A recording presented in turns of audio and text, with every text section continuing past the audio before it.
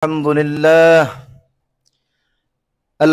لله المحمود في كل لسان، المعبود في كل زمان، الذي لا يخلو من علمه مكان، ولا يشغله شأن عن شأن، جل عن الأشباه والأنداد، وتنزه عن الصاحبة والأولاد، ونفذ حكمه في جميع العباد، لا تمثله العقول بالتفكير ولا تتوهمهم القلوب بالتصوير.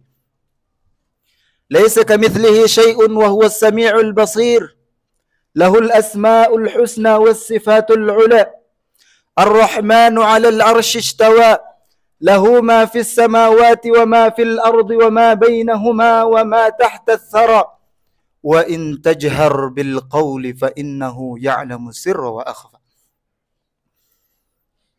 اللهم صل وسلم وبارك وعنم على حبيبنا محمد صلى الله عليه وسلم وعلى آله وصحبه المجاهدين الطاهرين، وهو محمد رسول الله خاتم النبيين والمرسلين. لا يصح إيمان عبد حتى يؤمن برسالته ويشهد بنبوته، ولا يقضى بين الناس في القيامة إلا بشفاعته، ولا يدخل الجنة أمة إلا بعد دخول أمته.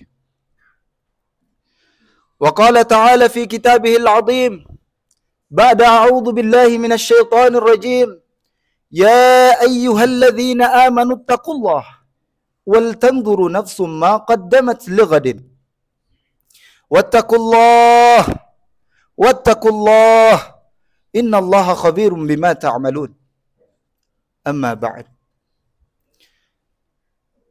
Ma'asyiral muslimin, sidang salat Jum'ah yang insyaallah mulia dan dimuliakan oleh Allah Subhanahu wa taala. Senantiasa kita tingkatkan takwa kita dan kita langitkan puja serta rasa syukur kita kehadirat Allah Subhanahu wa taala. Zat yang maha hak untuk diibadahi karena memang tidak ada ilah selain Allah Subhanahu wa taala. Zat yang maha hak untuk dicintai karena memang segala sumber cinta itu berasal dari Allah Subhanahu wa taala. Dan zat yang maha hak untuk dipuji karena memang segala pujian hanya milik Allah Subhanahu wa taala. Maha suci Engkau ya Allah.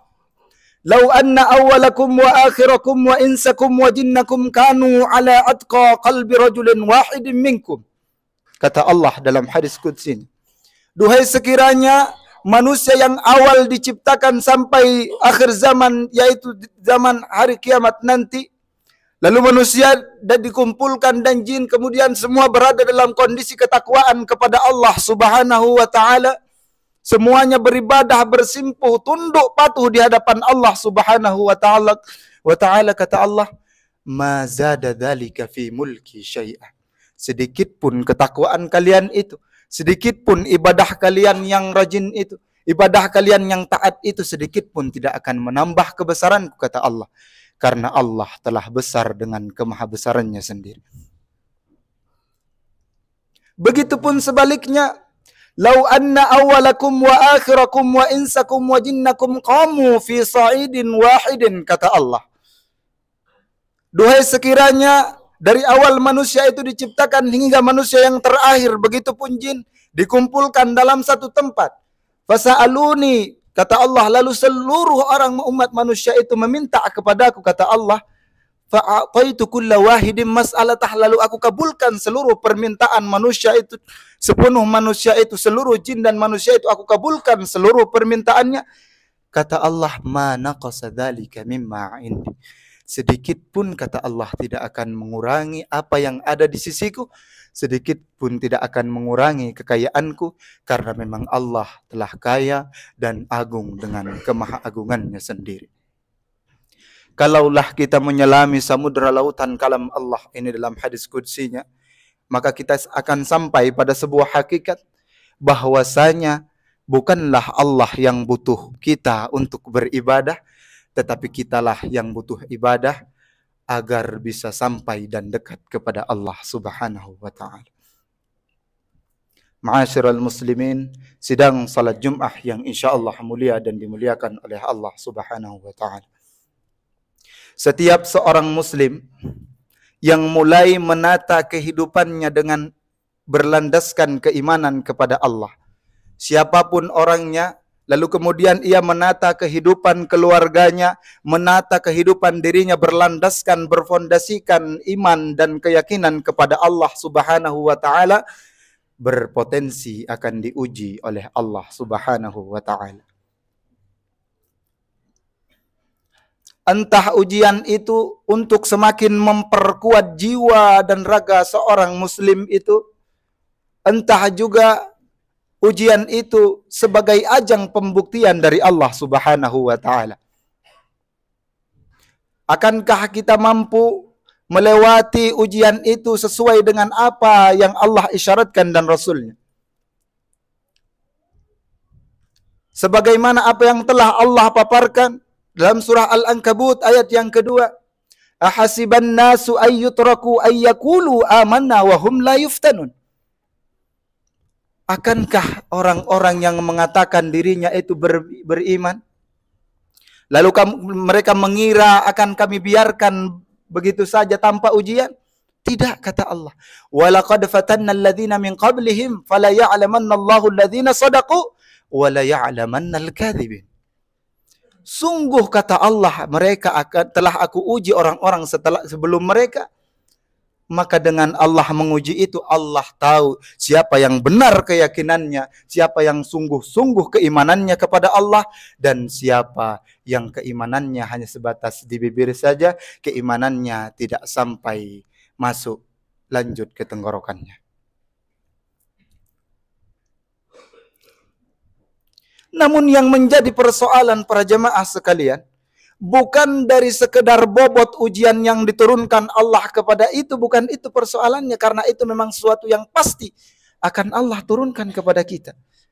Yang menjadi persoalannya, yang harus kita perhatikan, bagaimana sikap seorang Islam, bagaimana sikap seorang Muslim, bagaimana sikap seorang yang percaya bahwa Allah itu ada dalam menyikapi ujian itu. Karena seseorang tidak dibalas, tidak diganjar, tidak diberi pahala karena ujian, tidak. Tetapi seseorang akan dibalas atau diberi pahala melalui ujian itu kalaulah dia mampu melewati ujian itu dengan bersabar. Sebaliknya, kalaulah dengan ujian itu dia tidak mampu bersabar, bahkan dia menggerutu terhadap Allah, bahkan dia sampai mengeluarkan perkataan-perkataan yang sifatnya mencaci hakikat Allah, maka bukan pahala yang akan dia dapatkan dari ujian itu, melainkan iqab, melainkan azab dari Allah Subhanahu wa taala. Bahwa biarpun ujian itu kecil, tetapi kita mampu bersabar, maka kita akan dibalas sesuai dengan apa yang Allah janjikan. Bahwa bagaimana besar pun ujian itu ditimpakan kepada kita sampai kita tidak bisa lagi berbuat apa-apa, tetapi pada akhirnya kita menentang Allah dengan takdir yang telah ditentukan kepada kita, bukan pahala yang akan kita dapatkan, melainkan Allah akan mengazab kita. Maka yang perlu kita garis bawahi, bahwa bukan bagaimana proses ujian itu turun kepada kita, tetapi bagaimana sikap kita terhadap orang yang percaya terhadap Allah itu ada dalam menyikapi ujian yang telah Allah gariskan kepada kita. Sekurang-kurangnya dalam surah Al-Baqarah ada kelima macam ujian yang Allah pasti akan turunkan kepada kita sekurang-kurangnya. Dalam surah Al-Baqarah ayat ke-155 kalau tidak keliru, kata Allah, "Wala nabluwannakum bisyai'im minal khaufi wal ju'i wa naqsim minal amwali wal anfusi wath thamarat wa basyiris sabirin," kata Allah. Kalau kita belajar sedikit, kita ulang dengan pengetahuan ilmu bahasa Arab, wala nabluwannakum, kalimat wala nabluwannakum ini dalam bahasa Arab, ini diikat atau diapit oleh dua taukid. Lamut taukid dan nunun taukid. Wala nabluwanna bermakna bahwasanya memang sungguh-sungguh, taukid itu maknanya adalah penekanan, bahwasanya artinya memang sungguh-sungguh Allah akan menurunkan ujian itu kepada kita. Walanabluwannakum bisyai'im minal khaufi. Ujian yang pertama yang akan Allah turunkan kepada kita, Allah akan menguji kita dengan sedikit rasa takut. Al-khauf. Dalam tafsir Ibnu Katsir, al-khauf ini dimaknai sebagai al-khaufu minallah, yaitu takut kepada Allah Subhanahu wa ta'ala. Dalam Al-Qur'an, kata khauf ini kata takut itu dalam Al-Qur'an diungkapkan dalam dua kata. Ada al-khauf dan khasyah. Khasyah itu kata para ulama ketika rasa takut kita kepada Allah itu dibarengi dengan ilmu. Takut kita kepada Allah itu didasari dengan ilmu, sebagaimana ayat yang mengatakan innama yakhsyallaha min ibadihil ulama'u. Hanya saja yang akan takut kepada Allah itu hanya hamba-hambanya yang memiliki ilmu terhadap Allah. Ibnu Abbas menafsirkan ayat ini, berkomentar terhadap ayat ini, bahwasanya memang betul-betul yang akan takut kepada Allah itu yang mengetahui hakikat Allah, yang mengetahui kebesaran Allah melalui penciptaannya, yang mengetahui keagungan Allah melalui segala apa yang telah Allah ciptakan, ayat-ayat kauniyahnya. Kata Ibnu Abbas seperti itu. Kemudian Hasan Al-Basri menarik apa yang ditafsirkan oleh Hasan Al-Basri dalam mengomentari ayat innama yakhsyallaha min ibadihil ulama'u ini. Kata Hasan Al-Basri, ulama itu siapa yang merasa takut kepada Allah, yang punya ilmu dan kemudian takut kepada Allah, itulah ulama. Ulama itu bukan orang yang memiliki gelar yang berlimpah, profesor, doktor, bahkan di belakangnya sepanjang apa gelarnya, bukan itu yang dinamakan dengan ulama dalam pandangan Hasan Al-Basri. Tetapi ulama itu siapa yang memiliki pengetahuan dan kemudian dengan pengetahuan itu beramal dan takut kepada Allah, itulah ulama. Lalu kemudian dengan rasa takut seperti inilah Allah Subhanahu wa ta'ala akan menguji kita. Siapa yang merasa takut sehingga ketakutannya itu menjadi khawatir kepada Allah, sehingga kita melaksanakan apa-apa yang diperintahkan oleh Allah, maka ketakutan kita berada pada level yang tinggi. Tetapi ada takut yang lebih tinggi dari itu, ketika rasa takut kepada Allah itu sudah melahirkan ketenangan dalam jiwa kita. Sebagaimana Rasulullah sallallahu alaihi wasallam. Maka ketakutan seperti inilah ketakutan yang harus kita tuju. Ini merupakan ujian yang pertama dari Allah. Allah akan menguji kita dengan rasa takut sehingga kita merasa khawatir akan azab Allah, akan khawatir tidak Allah masukkan ke dalam surganya, sehingga kekhawatiran itu sedikit mengganggu kehidupan kita, dan perlu kita garis bawahi bahwa itu ujian dari Allah Subhanahu wa ta'ala. Kemudian yang kedua, para jamaah sekalian, walanabluwannakum bisyai'im minal khauf. Yang pertama rasa takut. Kemudian yang kedua walju'. Dalam tafsir Ibnu Katsir melanjutkan bahwa alju' di sini ada juga yang menafsirkan bahwa maknanya adalah alju' itu artinya rasa takut. Alju' itu artinya rasa lapar. Tetapi kata Ibnu Katsir yang dimaknai dengan alju' di sini adalah shaum Ramadan.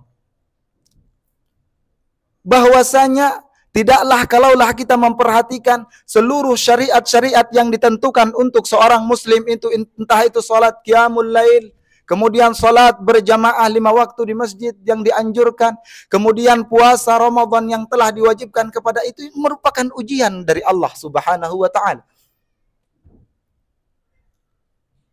Kita seorang muslim, seorang yang beriman, kita diuji dengan ketaatan kepada Allah Subhanahu wa ta'ala. Tidakkah kita merasa iri dengan orang-orang yang telah bebas hidupnya, kemana-mana saja dia bisa, tanpa membatasi dirinya dengan hak-hak Islam, dengan garis-garis yang telah ditentukan Allah dalam syariatnya? Tentu dalam hati kita terbetik, wah, begitu indahnya hidup orang itu, bebas kemana-mana. Tetapi seorang yang beriman, dalam kacamata keimanannya tidak memandang seperti itu. Bahwa kita memandang segala garis yang telah ditetapkan oleh Allah, yang telah Allah gariskan, itu merupakan ujian kepada kita. Itu ujian yang kedua, yakni al-ju', sedikit rasa lapar ataupun syariat-syariat Allah berupa puasa. Kemudian ujian yang ketiga, wa naqsim minal amwal. Wa naqsim minal amwal artinya adalah sedikit kekurangan dari harta. Kita ketahui bersama, Ujian harta ini adalah ujian yang sering kita rasakan, sering kita lewati dalam kehidupan kita. Bahwa di mana di antara kita ada yang memiliki kemampuan yang lebih dari kita, dan ada juga di antara kita yang bahkan tidak mampu, hanya sekedar hidup saja. Namun Allah menguji kita dengan itu untuk apa? Kemana kita meminta kepada Allah bagi orang-orang yang tidak mampu, atau bagi orang-orang yang mampu, kemana dia menyalurkan apa yang telah Allah berikan.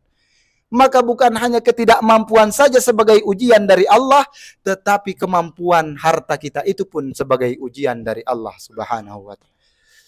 Kemudian ujian yang keempat, wa naqsim minal amwali wal anfusi, yaitu kekurangan jiwa.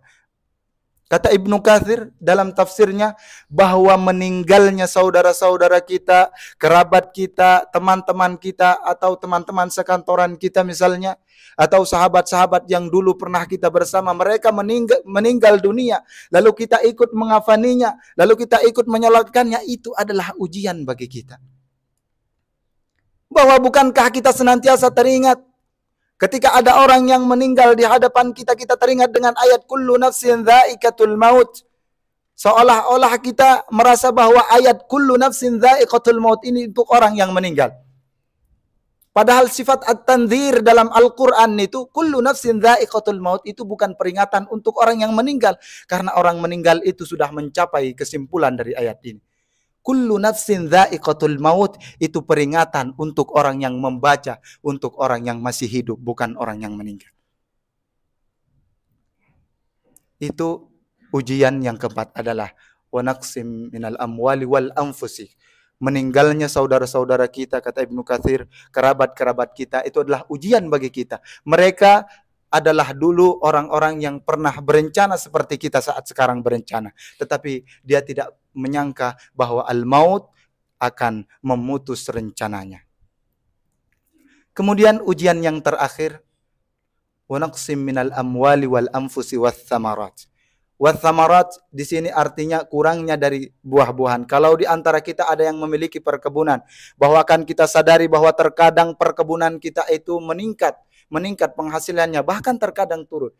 Ini juga sebagian mungkin di antara kita ada yang memiliki bisnis yang biasanya meningkat penghasilannya, meningkat apa yang ia dapatkan, tetapi pada akhirnya terkadang juga apa yang kita dapatkan itu rendah. Maka sebagai seorang muslim, kita harus sadar dan kita harus yakin bahwa kurangnya semua itu melainkan dari Allah dan ujian dari Allah kepada kita.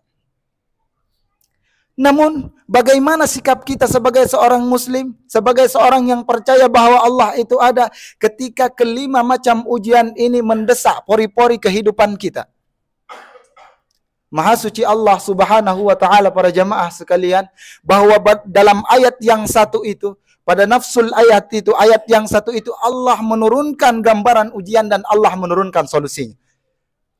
Kalau kita perhatikan, kita tilik kembali ayat itu, wala nabluwannakum bisyai'im minal khaufi wal ju'i wa naqsim minal amwali wal anfusi wath thamarat. Kata Allah, sungguh dan benar-benar sungguh akan aku uji kalian dengan rasa takut, rasa lapar, kemudian kekurangan harta, kekurangan jiwa, sampai kekurangan penghasilan dari buah-buahan.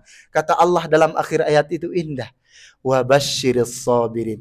Beri kabar gembira bagi orang-orang yang mau bersabar untuk kelima macam ujian itu.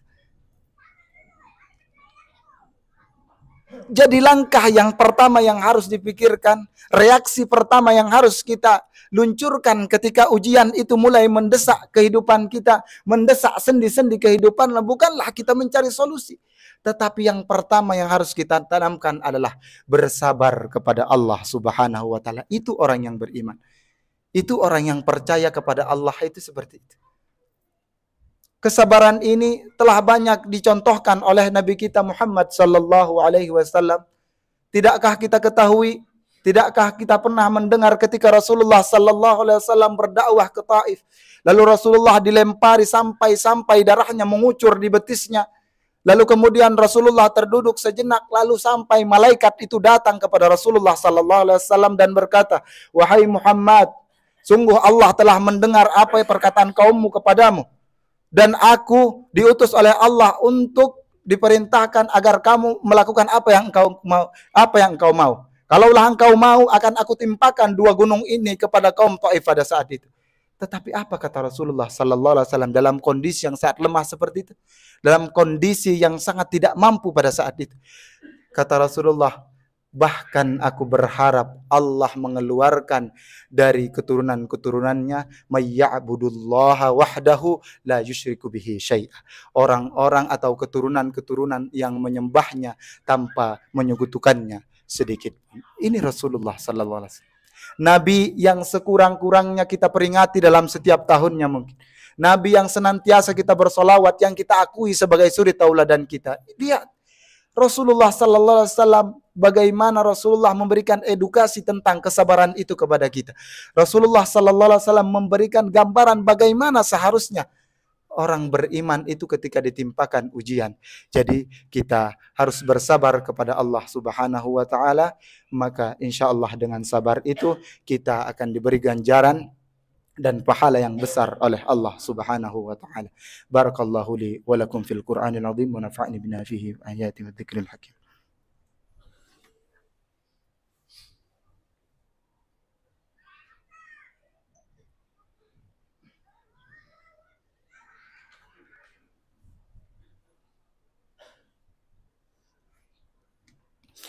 Alhamdulillah, alhamdulillahi ala ihsanih, والشكر له على توفيقه وامتنانه. أشهد أن لا إله إلا الله وحده لا شريك له تعظيما لشأنه، وأشهد أن محمدا عبده ورسوله الداعي إلى رضوانه. Ma'asyiral muslimin, sidang salat Jumat yang insyaallah mulia dan dimuliakan oleh Allah Subhanahu wa taala. Suatu ketika Rasulullah sallallahu alaihi wasallam melewati seorang perempuan yang suaminya itu meninggal. Di saat seorang perempuan itu meratapi orang yang meninggalkannya itu di atas kuburannya, dia menangis terisak-isak. Lalu Rasulullah melewatinya. Lalu Rasulullah berkata, "Ittaqillaha wasbiri." Bertakwalah kepada Allah dan bersabarlah, kata Rasulullah menasihati perempuan. Lalu perempuan itu menjawab, "Pergilah engkau. Engkau tidak tahu apa saat sekarang ini yang melanda, apa saat sekarang ini yang menimpa." Karena seorang perempuan ini tidak mengetahui bahwa yang menasihatinya itu adalah Rasulullah sallallahu alaihi wasallam. Maka kemudian Rasulullah pergi, dan dalam jangka waktu yang dekat seorang perempuan itu diberitahu bahwasanya yang tadi menasihati kamu itu adalah Rasulullah sallallahu alaihi wasallam. Maka perempuan ini bergegas mendatangi rumah Rasulullah sallallahu alaihi wasallam dan dia berkata, "Ya Rasulullah, seandainya aku tahu itu engkau, maka aku akan mengikuti apa yang engkau katakan." Kata Rasulullah menjawab dengan indah, "As-sabru 'inda as-sadmatil ula." Sabar itu adalah ketika dentuman pertama dari musibah itu. Jadi sabar itu bukan di akhir-akhir musibah kita bersabar kepada Allah. Fi awwalis sadmah. Awalis sadmah. Awal di mana sabar itu mendentum kita, kehidupan kita, di saat itulah kesabaran kita dipertanyakan dan diminta oleh Allah Subhanahu wa taala. Para jamaah sekalian, maka atas segala ujian yang akan Allah timpakan kepada kita, maka insya Allah kita senantiasa bersabar dan insya Allah dikuatkan oleh Allah Subhanahu wa taala dalam menjalani kesabaran itu, karena kata Allah, "Innama yuwaffas sabiruna ajrahum bighairi hisab." Hanya orang-orang yang sabarlah yang diberi ganjaran oleh Allah yang tanpa batas ganjarannya. Maka dari itu, dalam khutbah yang terakhir ini, mari kita berdoa kepada Allah Subhanahu wa taala, mudah-mudahan Allah menjadikan memasukkan kita ke dalam hamba-hambanya yang bersabar dan bertakwa kepadanya. اللهم اغفر للمسلمين والمسلمات والمؤمنين والمؤمنات الأحياء منهم والأموات إنك سميع قريب مجيب الدعوات ويا قاضي الحاجات. اللهم إنا نسألك سلامة في الدين وعافية في الجسد وزيادة في العلم وبركة في الرزق وتوبة قبل الموت ورحمة عند الموت ومغفرة بعد الموت. اللهم حون علينا في سكرات الموت. اللهم اجعلنا من من الصابرين المخلصين. اللهم اجعلنا من عبادك من أهل الجنة. ربنا ظلمنا أنفسنا وإن لم تغفر لنا وترحمنا لنكونن من الخاسرين. ربنا هب لنا من أزواجنا وذريتنا قرة أعين واجعلنا للمتقين إماما. ربنا آتنا في الدنيا حسنة وفي الآخرة حسنة وقنا عذاب النار وقنا عذاب النار. وآخر دعوانا أن الحمد لله رب العالمين. ثم السلام عليكم ورحمة الله وبركاته.